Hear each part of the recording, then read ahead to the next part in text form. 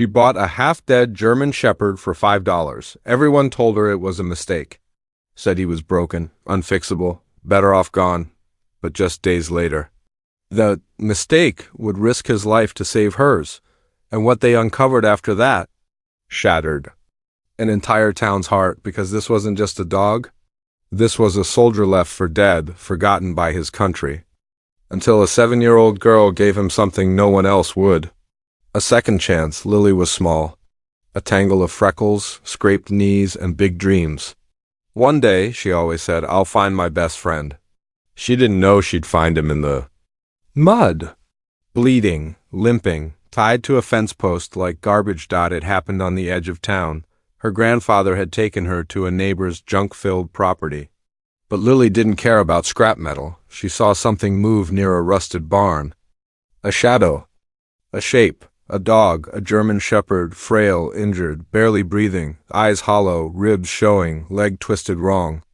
Tied to a post like he didn't matter. Who is he? She asked. The man shrugged. $5. Take him. He's your problem now. Lily didn't even blink.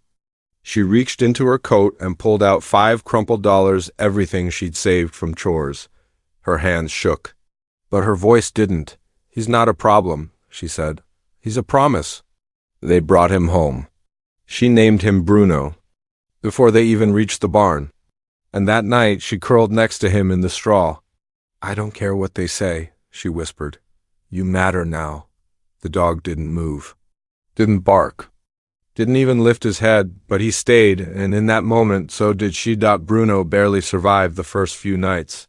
He flinched at every sound, wouldn't eat, wouldn't drink, wouldn't hope, but Lily stayed. She read to him, shared her peanut butter sandwiches, gave him her favorite stuffed bear. Every night she tucked him in. Every morning she whispered, "Good morning, buddy," until one evening he wagged his tail. Just once. Tiny, trembling, but alive. And Lily burst into tears, because that single wag was everything. Then things got strange. One night, a military documentary played on TV, the sound of boots hitting pavement filled the room, and Bruno froze. Ears up, back straight. Body locked into formation. The next day, Lily dropped a bucket loud, sharp. Bruno jumped between her and the sound, like a soldier shielding a civilian. Then she pointed at him playfully and shouted, "Bang!" He dropped instantly, dead still.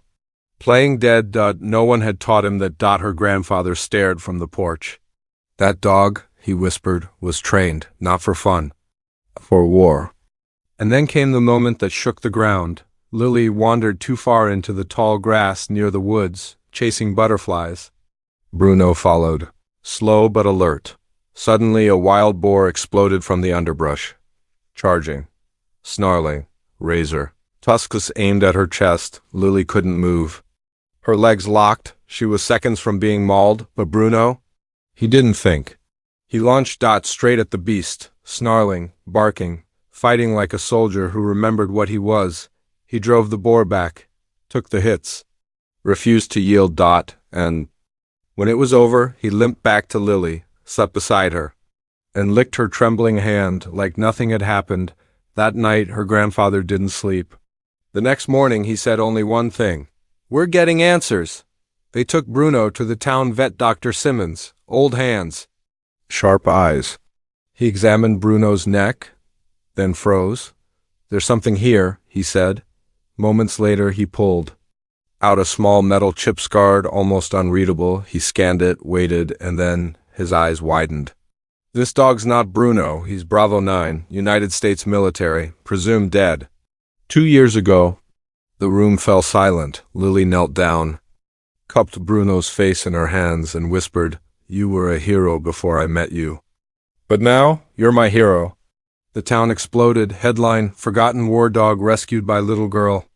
Veterans came from across the state just to shake her hand, to look Bruno in the eyes and whisper, "Welcome home, soldier." People who'd never said a word to Lily's family were leaving bones and thank you cards on their porch. One man said, "That dog saved more than lives. He saved our belief in something real." The town held a ceremony. Flags flew.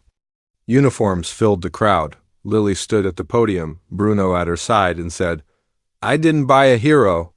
I bought a broken dog no one wanted, but maybe he wasn't broken at all. Maybe he was just waiting for someone to believe in him. Again, she paused, her voice cracked. They say I rescued him. But I think he rescued me first. Because sometimes all it takes is $5 to bring a warrior back from the dead, to remind the world what loyalty looks like, to show us that broken doesn't mean worthless, it means survived. And sometimes the one we save is the one who was always meant to save us. Comment below, where in the world are you watching from? If this story moved you, hit that like button, subscribe, and share it with someone who believes in second chances. Because heroes wear scars, not capes, and sometimes they come with 4 legs and a silent heart.